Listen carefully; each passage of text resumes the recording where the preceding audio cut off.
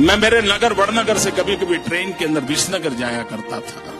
एक 12-15 साल का किशोर जिसको पोलियो हुआ था, कमर के नीचे का शरीर काम नहीं कर रहा था, वो मुश्किल से ट्रेन के अंदर चढ़ गया।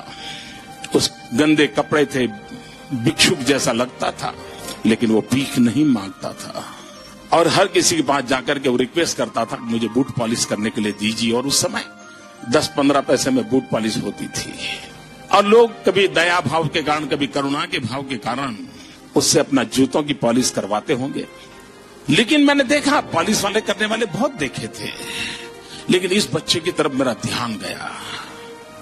मैं देख रहा था क्या कर रहा है। उसने क्या किया, अपने गंदे टूटे फूले झोले में से उस दिन का टाइम्स ऑफ इंडिया निकाला और उस पर लिखा था, ग्राहक के प्रति उसने लिखा था कि आज का दिन बहुत ही शुभ हो, आपकी यात्रा शुभ हो, आपके सारे काम सिद्ध हो। अंग्रेजी में उसने एक छोटा वाक्य लिखा था और जैसे ही उसने जूते दिए पॉलिश करने के लिए तो इसने उनके हाथ में टाइम्स ऑफ इंडिया पकड़ा दिया।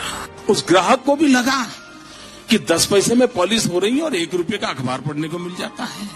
इस घटना को मैं देख रहा था तो मैंने उस बालक को पूछा, मैंने कहा भाई तुम हो कौन? बोले मैं कर्नाटक का हूं,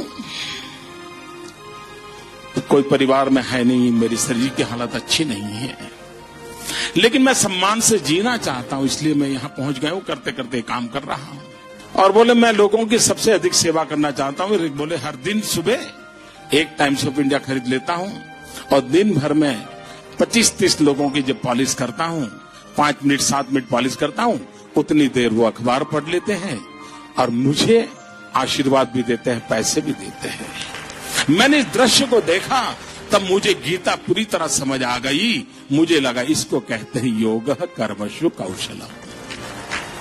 पॉलिश करने वाले काम को उसने योग बना करके जिस प्रकार से उसमें प्रोफेशनलिज्म ला करके काम किया था, और यही तो योग कर्मशु कौशलम है जो जिंदगी को जोड़ देता है, कार्य में जीवन को जोक देता है।